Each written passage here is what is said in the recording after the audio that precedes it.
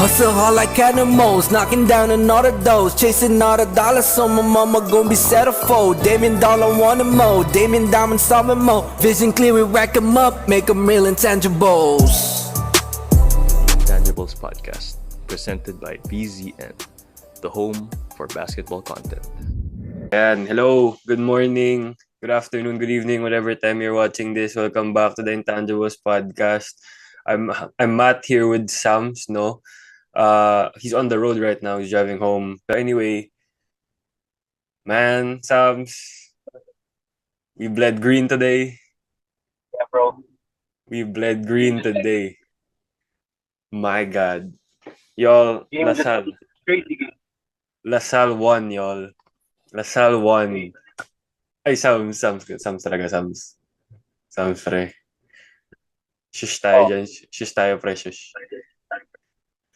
Quiet Bro, daw muna. We predicted that. Okay, brother. You know what? Byron was right.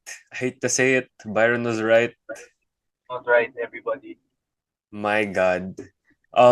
Guys, gusto ko lang sabihin, no, from the jump, from the start, ever since we before the season started, I think it was like me and Byron who said it na UP super teams never work. Yeah. And I said that with full confidence, although props to them for getting their lineup checked, with all the stars and all the players that they had. They managed to manage the minutes, but like we said, UP super teams never work. And we were proven right today. But before anything else, though, I want to give props to the UP basketball team for giving it their all today in the game and throughout the finals. I'm saying what I said. Huh? They played UP basketball. Di nagbago. Consistent. Bro. UP was still UP today. As much as I wanna say na yun nga, parang di naman siya, it doesn't work or whatever, they still showed up to today's game with full force, losing by just 4. And props to them. But now it's time to congratulate LaSalle as well for winning their first championship, being in the finals after 6 years? Coach Topics has 7 years daw, bro. 7? 7? Pwede ba 6? Whatever. 2016. Shit. Real ba? Oo nga. Whatever. 6, Yes, 7 years? Jeron Teng pa yan. And Yes. yeah, Jeron. Is that Jeron or sina Richie? Jeron. Ay, hindi. Oo nga, si Richie. Si Jeron. Yeah. Jeron. The Richie, bench Richie pa yun. Bench Richie. Yeah. Pero, congrats to them and congrats to Coach Topex for finally winning his championship as well. After so many years of chasing that chip. If they earned it, they earned it. I believe both teams earned it. Either way, whoever won. I believe both teams earned it. But, Sams, I know you're driving there, but what can you say about the game a while ago? Pinredict ko sa comment section ng video nyo last ng Game 2 analysis. Pinredict ko it's gonna be a dogfight. And I also predicted na kung mananalo ang UP, Finals MVP, Lebron Lopez. Pero, Masasabi ko, the problem first and foremost, that guy, the problem is everywhere. Everywhere in today's game, offensively, defensively, crazy. Dogfight talaga on dogfight yung game. Niwala ako na, UP just lost by 1 possession, 1 specific play. And we all know what play that was. So, if that play never happened, if that play was approached in a much UP way, we might be looking at an overtime game eh. Kasi ibang klase rin naman yung inbound plays ng UP eh.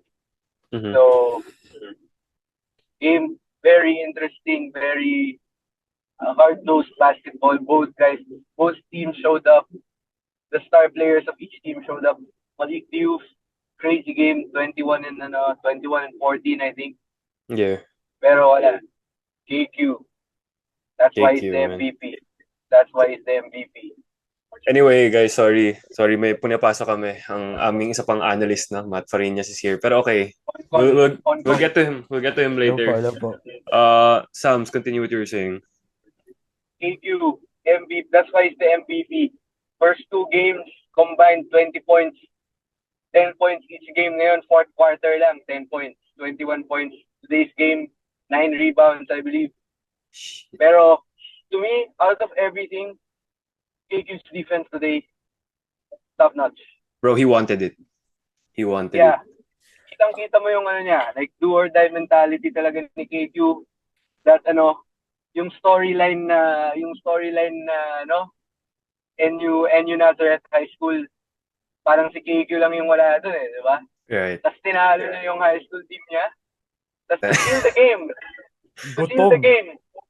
Gutom. He blocked one of Gutom. his closest friends. An amazing recovery play. Yung Right. block niya kay Jerry Abadiano. Nung nangyari yung play na yun, what the fuck, paano nangyari yun? Yung may stare down pa, pre. May stare down pa sa pagkatapos. Sinigawan niya, pre. Lala. Ayan lang. To me, yung point ko is KQ, he showed everybody why he was the MVP. He didn't falter in the big moments. Unlike Evan Nelly. Evan Nelly played terrible today. True. He tried to throw away the game in multiple possessions. Even in the inbound play, bro. But if it wasn't for KQ's hustle there, and honorable mention also, actually hindi honorable mention also worth noticing, Mike Phillips. Hindi man nag-translate sa offensive rebounds pero sobrang dami ng tip-ins niya. Yung mga challenges niya sa offense sa O-Rebs, ang daming mga nakuwang possessions, especially in the fourth quarter. And come to think na masakit pa yung tuhod nun And kitang-kita mo talaga na tinatarget talaga siya ng mga UP big. Just motor mic, crazy. Bro, masasabi? Bro, before pala, sorry, na-excite akong pag-usapan ganito start. Pero before anything pala, I would also like to congratulate, today specifically, December 6 was a big day for basketball. Kasi may 3 finals game na naganap kanina. First of all, congrats to the UST women's basketball team for, creating their own legacy, beating a 7-peat NU women's basketball team. Props to both teams as well, and congratulations to UST as well as Mapua getting their first win a while ago against San Beda. The last finally got one, bro. Yeah, bro. Tawag dito, nung last time Mapua was in the finals, it was 1991, and they just got their first win again right now. Today. So, yeah. Props to them. Let's see. May game 2 pa yan. I don't know. But props to Jacob Cortez as well, the freshman carrying the squad. Lasal na yan. Malay mo. Di mo sure. Di mo sure. Nonoy Nelly, alis na pre. Di mo sure. Pero ayun. Speaking of, kanina nga, akin lang, sobrang katulad nga nasabi ni Matt Farinas kanina, gutom. Kitang-kita mo, bro, Kitang-kita mo habang nanonood ka. It's probably, I don't know if it's true or not, but just by face value, makikita mo na iba yung gutom na meron yung Lasal kanina. Even just on the bench, on a timeout, iba yung energy nila Every play, every bucket, every defensive stop, iba. Okay, Farinas, bro, how do you feel about the game a while ago, man? Sige, una kayo. I'm anyone but UP. I'm like anyone. Gusto kong manalo kahit sino. Basta hindi UP. Kasi, basta alam niyo na yun. And sorry sa mga UP fans. Pause tayo dyan. Guys, unahan namin kayo. We're trying to be as unbiased as we can. Pero kasi, at least aminado siya sa stance niya, ha? Para lang para lang aware tayo. Okay, sige. Di naman siya kasama talaga. Go. And respect sa UP, pero mas gusto ko talaga Lasal manalo, and in an unbiased opinion, ayun nga, tulad yan ang sinabi ko kanina, gutom. Kita mo ever since game 2 actually.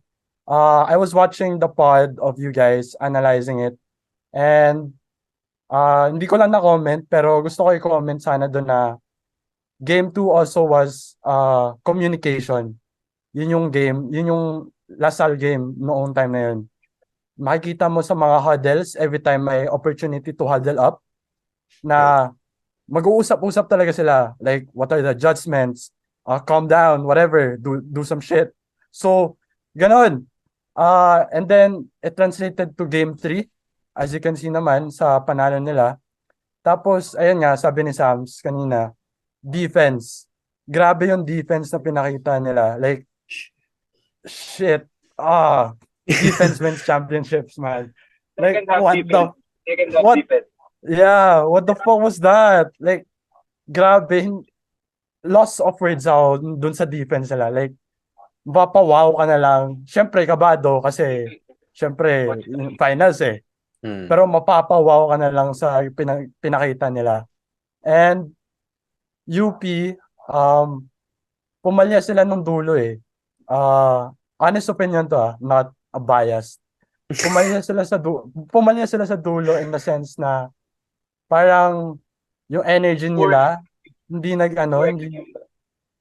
yung execution parang it wasn't the best UP as we saw nung season nung round 1 nung round 2. Hindi sila yung best UP eh. So ayun, parang gutom nga talaga yung like who wants it, sabi ko nga sa mga kaibigan ko, who wants it more na lang talaga. It is a matter of that question. So, yeah, that's it for me. Okay, Ayun, well, gusto sige, go. ko lang din na yung late game sinabi ni Pio to sa chat. I think it was pertaining to Lebron Lopez, pero parang sa UP they lost their composure nung end game. Parang they weren't executing the proper plays that they should. Sobrang nanggigil sila masyado to the point that they were rushing their shots. And that's not UP basketball. They play fast, but it's never rushed. Right. Well, I thought, to be honest, okay, starting from the first quarter, pinaka na-notice ko was Lasal was trying to play fast again. And we had a conversation in the group chat na if they do that again, UP is gonna take the win. It was apparent nung game 1 na if they play fast, kayang sabayan ng UP yun eh. And it was apparent all throughout first and second quarter. Third quarter, everything calmed down. The players calmed down. Although up and down game pa rin siya, UP was still leading until 5 points? 5, 7 points? 7 around that number. Pero they stayed composed. The finals experience that people thought they lacked. Well, totoo naman, they lacked naman the finals experience. Pero props to them kasi they showed great maturity throughout that game. Okay, so moving forward, sa UP, it was, like I said a while ago before Fariñas came in, you have to give them props because they still played UP they played UP basketball. All until maybe before the end of the fourth. Pero up until that point, UP was still UP. They were strong as hell. They played as a team. But I mean, okay, I want to give props also of the defense from both teams and the hustle from both teams. They both wanted to win. Siyempre, game 3, winner take all. Everyone wants to win. And apparently just LaSalle wanted it more. Breaks of the game went to them. All of it. I think I was there, quote unquote destiny. It was a storybook, bro. Parang story written its final course na eh. Parang yun na yung final chapter ng story nila and it went perfectly. Although, dalawa nasabi ko napansin niyo yung last, yung inbound play na tinanggal si Jerry. Na dapat, nung pinalit si Malik kasi parang hindi nakapag-sub ng maayos. So, pinasok si Malik instead of Jerry. Pero all this time pala, yung inbound play na yun was made for Jerry. So, yung 3 points ni Malik sa corner, it was supposed to be Jerry taking that shot. So it could have been a different story. They were still down by 3 nun. It could have been 3 or 4. But that's still a big difference if Jerry was there to shoot that shot. Sige, pero kung si interesting na, kung kay Jerry nakadesign yung play na yun. Sabi kasi ni Sir Rico Halili, Jerry Abadiano has yet to hit a 3-point shot in the finals. Oo. So if that 3-point shot was designed for Jerry, that's a very interesting decision. Kasi at the same time, pinasok din si Terence Forte. Right. So, pero the thing is, di ko alam, yun nga, di rin ako sure. Pero kasi the reason why it went to Malik at the final possession is because yun dapat yung kay Jerry. And then, baka mamaya na-open lang siya. Kasi nga, hindi na siya binantayan from 3 points. Pero kung si Jerry yun, baka it's a different story. So, di mo rin sure. But either way, breaks of the game, it went to Lasal. Bro, KQ was crying before the game ended, bro. Dahil nagulat ako. Pero nagulat ako dun, pre. At the game may 2-3 seconds pa. There was like 7 seconds pa nun. Ay, 7? May 7 seconds pa nun. Di pa tapos yung laro, umiiyak na siya. Sabi ko, shit, teka lang ha. Easy ka lang. Di pa tapos yung laro, umiiyak ka na agad. Knowing UP, what they can do in the final seconds, hindi dapat ganun yun. Pero, man, that guy is built different. Teka. Tactics. Okay. Sam, I'ma ask you, we know that both teams tried their best to win this game, no? For UP, who do you think performed underwhelmingly and yung performed na nakakagulat, na parang most valuable player type? Aside from Malik Diouf, consistent na yun si Malik Diouf, so given na yun. Sabi nga sa kanya, pinaka-dependable eh. Exceed ng expectations was Francis Lopez. Like I said kanina, that guy was everywhere. Sobrang active niya defensively, defensive rebounds, and he was really aggressive for his points a while ago. Underwhelming. Ito kasi first 2 games, sobrang laki ng impact nitong player na to in terms of creating, actually wreaking havoc and creating for his pick. Si Jan Felicilda. I didn't feel much of his impact today. Maybe credit that to the defense of Lasal, which I thought was really good from game 2 pa lang. Pero yung impact ni Jan Felicilda, medyo tawag ko nga sa kanya weasel eh. He's a weasel. He creates havoc kung saan nagkakasya. He had 1 or 2 good plays, impactful plays a while ago compared to, kasi mas babad pa siya kay JD eh, di ba? So, wala siya masyadong impact today. Isa pang underwhelming, actually yun lang. Harold Alarcon was Harold today. Ay, kaso yung last shots ni Harold, medyo... We have to talk about that later, bro. That shit is questionable. Later on. Pero sige, Frinyas, ikaw. I'll start with underwhelming. Yung kapitan, si Cancino. Kasi as much as I hate the guy, I hate the guy. Ganun ba? Oy. Yeah, but I'll give credit where credit's due. Kasi magaling siya eh. That's why I hate him. And aside from the yabang, yun nga, yung skill talaga, yung skill level. And parang yung knowing na dapat siya yung mas gutom out of anyone in the team or anyone in those 2 teams. Kasi galing sa injury. Tapos galing sa yung UP niya hindi second place last year, 'di ba? Right. So tapos sabi niya nga redemption ngayon. Parang meron ako nakitang interview na sinabi niya yun eh. Redemption daw yung UP ngayon. So being the captain and knowing that context, talagang dapat gutom ka na makuha mo yun. So, you're gonna do anything to gain that chip. Pero, I don't know if hindi ba plano yun ni Coach Gold na paputukin siya painitin siya, ganun. So, yeah, napaka-underwhelming lang ng performance niya because of that context. Tapos, MVP naman, aside from Malik, uh, and aside from Lopez, ano ba? Hindi. JD sana kasi kaso Just being pumali siya ng third game just eh. being a leader, ganun. Yeah, In a just leader being a sense. leader. Pero, sino ba? Yung dalawa lang talaga eh, kasabi ni Sams. Si Malik and Lopez lang. Talaga. Mm. And Ito same sabi ko sentiments do kay pa rin. Sams. Ito masasabi ko on CJ Cancino. They view him as the leader of the team. But for me, it's always gonna be JD.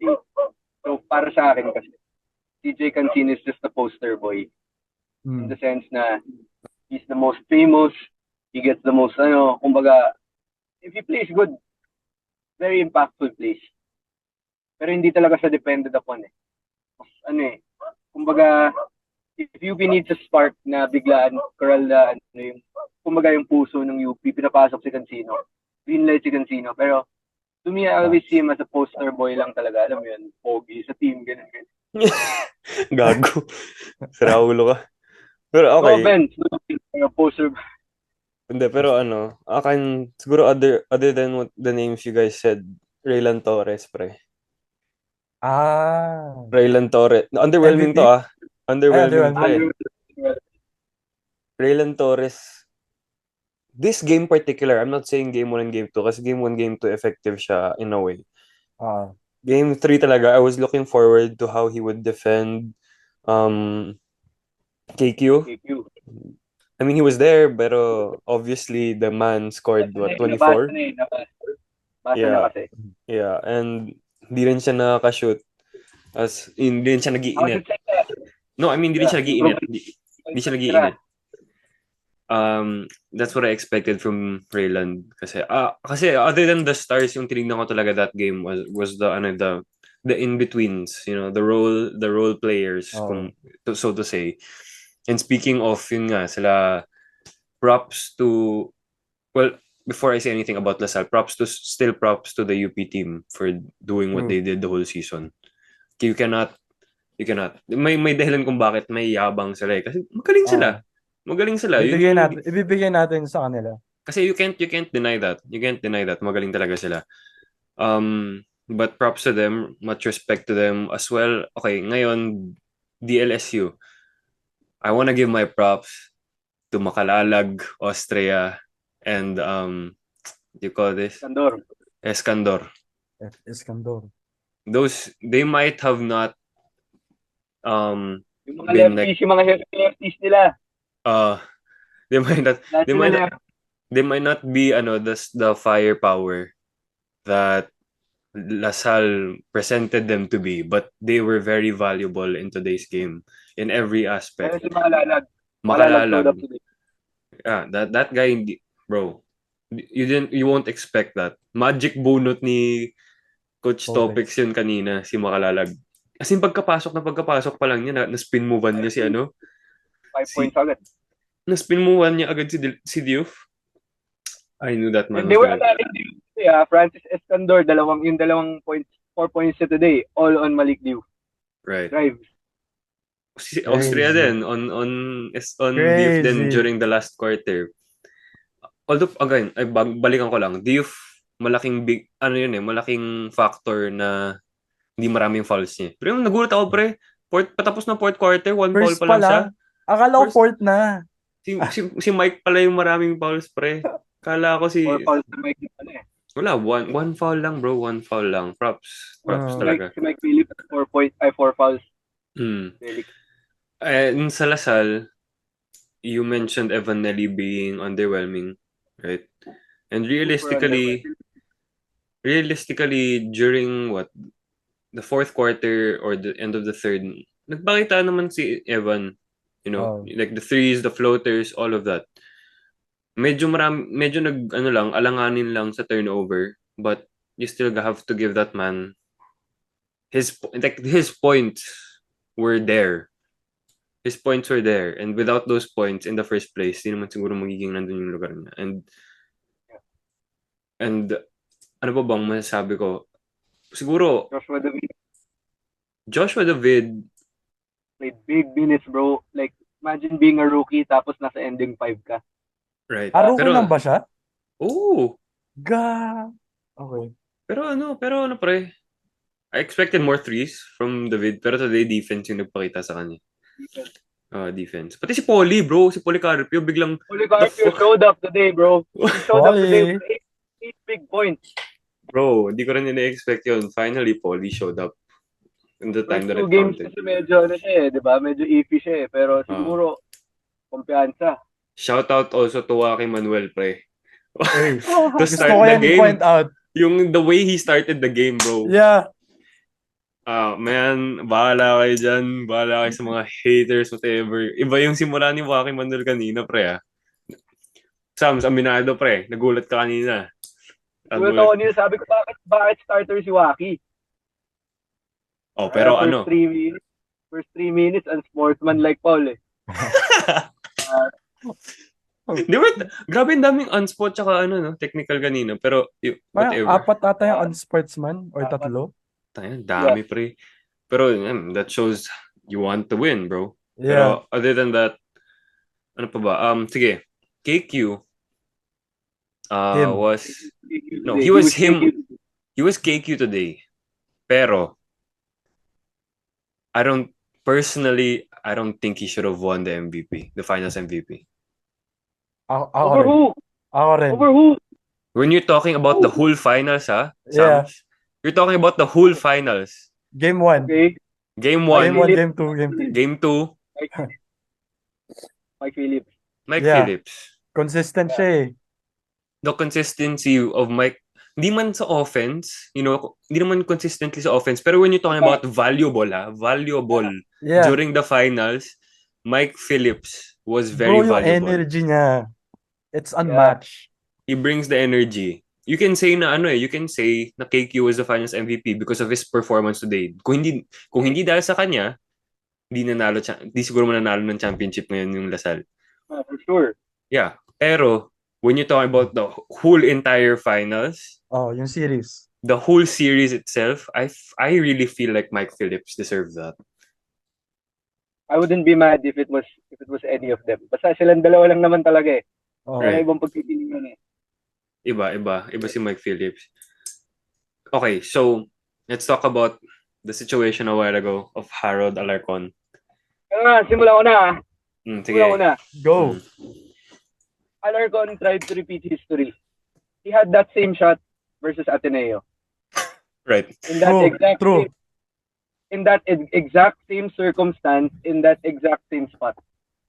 Right. Diba? Uh-huh. He had a much better look. Siguro dahil hindi acrobatic yung tira niya, kaya hindi pumasok. It was a regular fadeaway. Kaya, it was a terrible, terrible decision. They had 15 seconds left. They had 1 or 2 timeouts.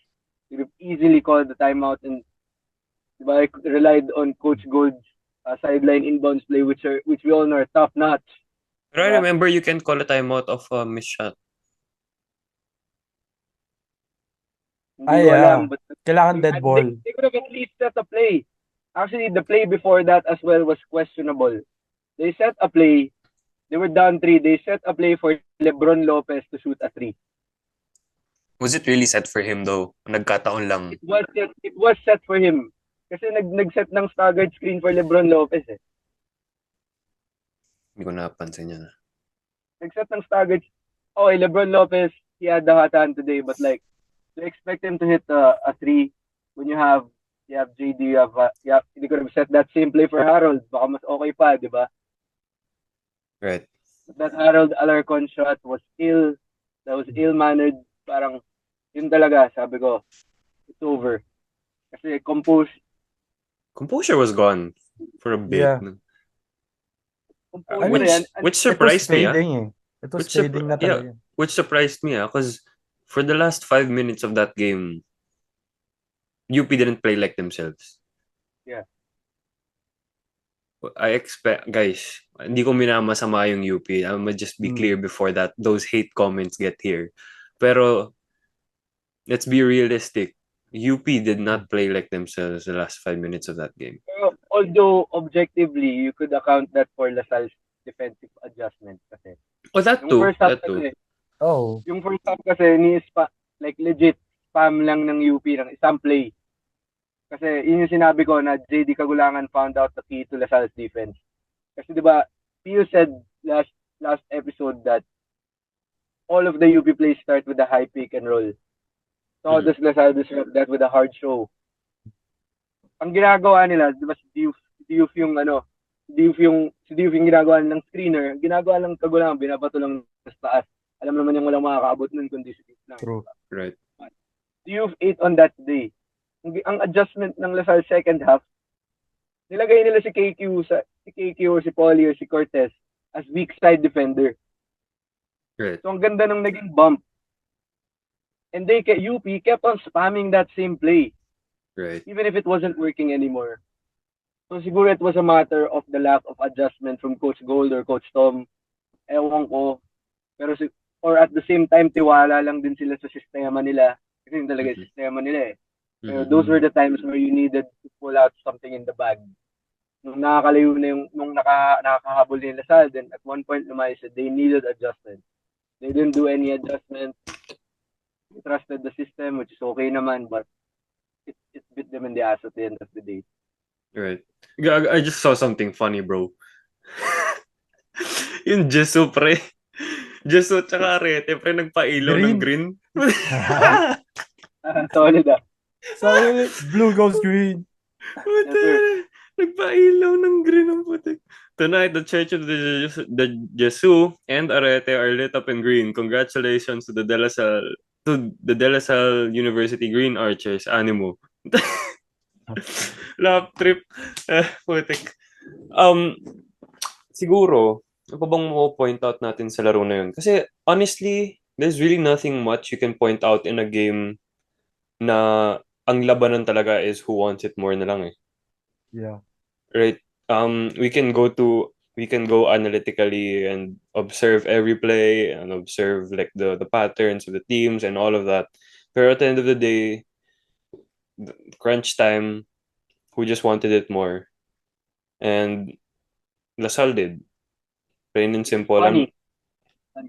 Mm. Kasi Lasalle are supposedly the inexperienced team. They are the inexperienced team. Yep. Parang UP should know what it takes to get themselves over the finish line. Kasi they failed twice. They got themselves over the finish line once in the last 3 consecutive years. And wala namang nag-iba sa mga players nila. Yung core members nila, nandun pa rin. Which is surprising, di ba? Right. And I just want to say something, no. From a podcast way back, you can go back, whatever, sa tungkol sa sasabihin ko. This is not the hate on UP, but I will defend Byron for a bit because he's not here. And I don't know if makakapag-film pa ako with him. Kasi, oo nga pala guys, FYI, kung kataka kayo kung ba't kulang-kulang kami lagi kasi finals week na namin ngayon. So talagang medyo Yes, mahirap. Medyo mahirap. Ano nga, Pero no? we wanted to, I know. Pero we wanted to make an episode for you guys. So we make By the things way, work. sorry. By the way, 2% na lang ako. So baka mamatay Okay. yung cellphone ko. Okay. sige. Tuloy namin yung Farinas pag nawala. Pero I wanted to defend Byron for a bit because he said that UP was not a basketball dynasty. And people commented, said that whatever, you can go back. Di ko na alam kung saan yun. But until proven, they really aren't. Yup. You can say, I'm not hating I just want to clear this up. He's not here kasi Byron's not here. Malamang pag dumating siya dito, manta-trash talk lang yun eh. Pero ako kasi, like sinasabi ko lang sa inyo, you are not a dynasty until proven. When Byron compared Ateneo basketball program to UP program, and people were saying UP was like that as well, whatever. It's not the same. For the last decade or two, Ateneo showed that their basketball program was elite. By what? By winning championships. UP may have good players. They may have recruited everyone that they wanted or whatever like that. But they are now 1-4. Mhm. Am I right? 1-4? Parang 1-4 or tama. 1-3? They 1-4, no, 1-4. Saan Finals. ba? Sa finals? Natalo sila nung una, nanalo sila ng pangalawa, natatalo ulit sila last year. Natalo ulit sila this year. They're 1-4. You cannot convince me otherwise that they are they probably have a good basketball program, just not a dynasty. And who may say baka magkaroon sila ng dynasty in the future, but just not yet. For you to lose in 3 out of the 4 finals appearances that you've had, being one of the favorites as well at that. Tangina yun, nanalo sila ng championship, hindi pa sila yung favorite eh. Exactly. Nawala na si Sams. Nawala na si Sams. Sige, tuloy na natin ito pa rin, yes. Nung nanalo sila ng championship, di pa nga sila yung favorites, pre. So, you really can't say that they're a dynasty. To me, I do not believe it. They may have a good basketball program, but I do not believe that they have the dynasty. Agree ako dyan. Right. And may isang comment dun sa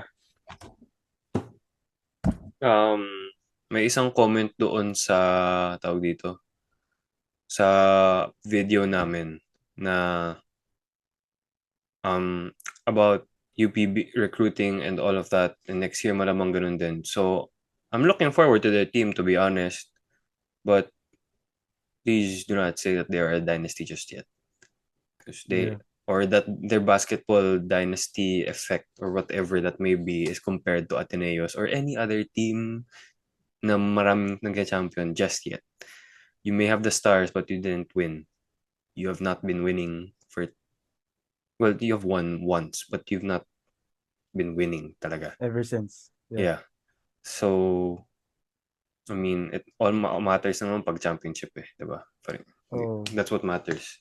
And I'm not hating. Yeah, I'm not hating. I'm just being real.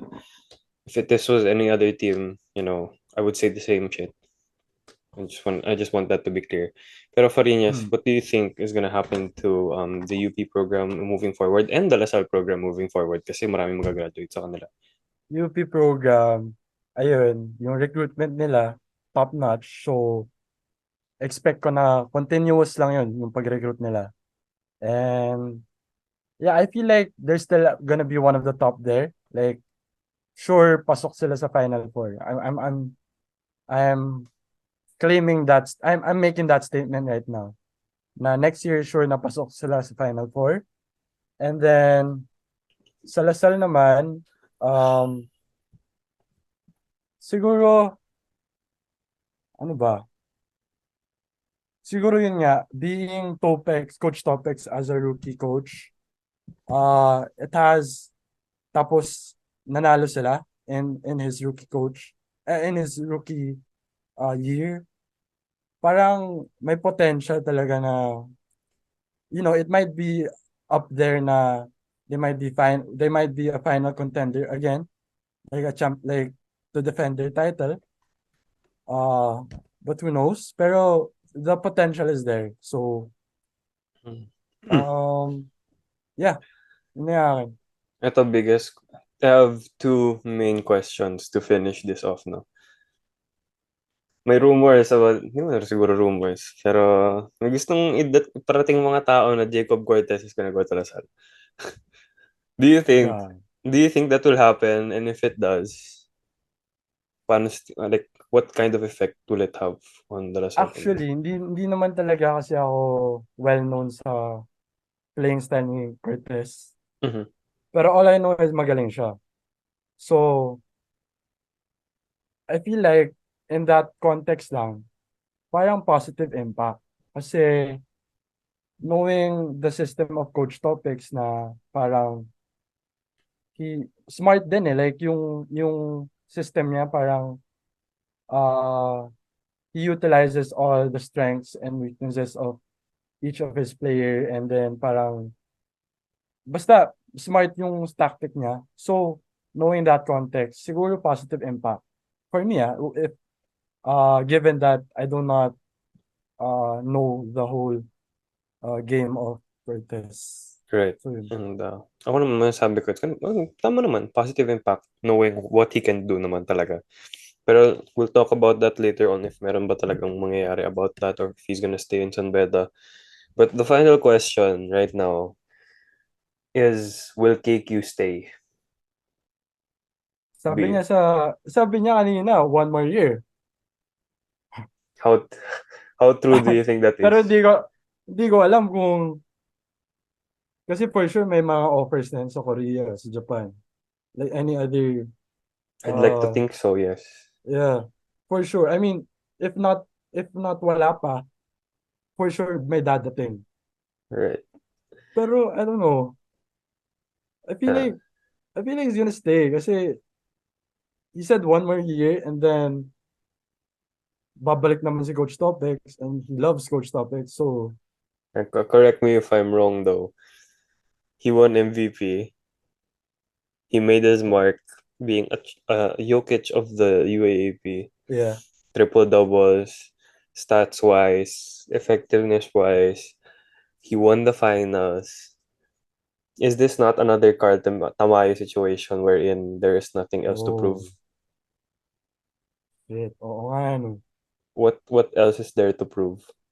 Aside from, of course, wanting to defend the championship, I mean, but for will you stay 1 year for to defend it, or will you go abroad or go pro or whatever and get the bag?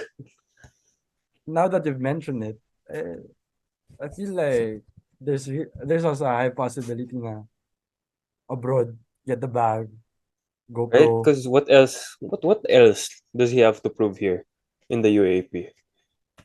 It's not like ano. It's not like it's just his what first or second year in the league. Uh, Fourth year na niya, di ba? Tama ba? O third? third ata. Third. If, okay, if third year niya, then more do I think it can be a Carl Tamayo situation. Like, Yeah, what else do you have to prove, bro? that's true. He's Kevin Kiambao. He's proven that his name is a staple already in the LaSalle community. I don't know what else you want to prove. Aside from being loyal to a school, be a Jerome Lastimosa, but as we said over in this podcast, that's maybe not a smart decision compared to getting a bag Mm-hmm. overseas. So, sige. If you okay, if you think give me like ano lang to end this. If nagstay siya, ano sa yung mangyayari sa Lasal and to the next season? And if he leaves, what happens to them as well? If magstay siya, straight to the point, if magstay siya, championship contender pa rin. Final four contender, championship contender pa rin. If hindi siya magstay, knowing that he's the leader, he's the star of the team, parang mahihirapan bumalik ang Lasal sa, I don't know, Final Four? Hmm. Like, With ano pa rin, no? With kasi, all those graduating players pa. oo, kasi NU, for sure, they're gonna come back stronger. UP, marami rin silang UP, ma-recruit. wala namang ano yan, wala namang umalis masyado eh. Right, Tapos marami recruit. right. Ateneo, Iffy pa tayo dyan, pre. Maging totoo na lang. Maging totoo na lang tayo sa sarili na. Umalis na rin si iffy. Kai Balungay, pre. Oo. So, talagang iffy talaga tayo dyan. Siguro ang ang delikado dyan yung FEU at saka UE. Ay, hindi. FEU, who's gonna? Wala Wala na na pala si si LJ. LJ. Probably, moy. I feel like, UST is gonna be a sleeper. Sabagay, yung rookie nila. Sino? Bautista ba yun? Hindi ko alam. Basta meron, tapos sila fourth skill, lilipat din dun. Lumipat, Uste sila eh. So, yeah. naglalaro na rin siya doon. Sila Ice Danting, sino yung dating nasa UE? Para nada. Parnada, nandun na rin. So, So, probably a sleeper. yeah, mahirapan. Siguro mahirapan pag umalis yung si KQ. Not Mhm. impossible. Ba't Like, mahihirapan? yeah. Pero mahirapan. Difficult. He is the MVP.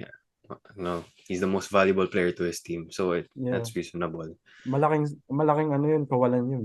Kapag That's ano, true. That's yeah. true. Well, I mean, to end this all off, props to both teams. UP Yeah. for fighting until the end, as well as LaSalle for winning their championship, getting that championship. And respect to both teams, for real. True. Respect to both teams and to both programs. And I cannot wait to come back next season for another UAAP season. Guys, I'm gonna repeat this lang before we end na this is our last episode for the UAAP. Unless, of course, may ilabas kami kasi gusto mo magsalita ni Byron. Pero this is gonna be our last episode for the UAAP season. Thank you guys for the support. Hopefully, you still support us after this with our other content. Marami naman kaming ini-interview dyan. Marami naman kaming takes, mga NBA, ganun, whatever kind of leagues and updates and all of that. And I hope you continue to support. We really appreciate it. Please like, comment, share, subscribe, interact with us, follow our socials, and yeah, the grind continues for us. Kahit tapos na yung UAP season, the grind continues for us sa podcast and sa mga studies namin. So, life moves on now. Congrats to LaSalle. And to you guys out there celebrating, sa mga magbo-bonfire.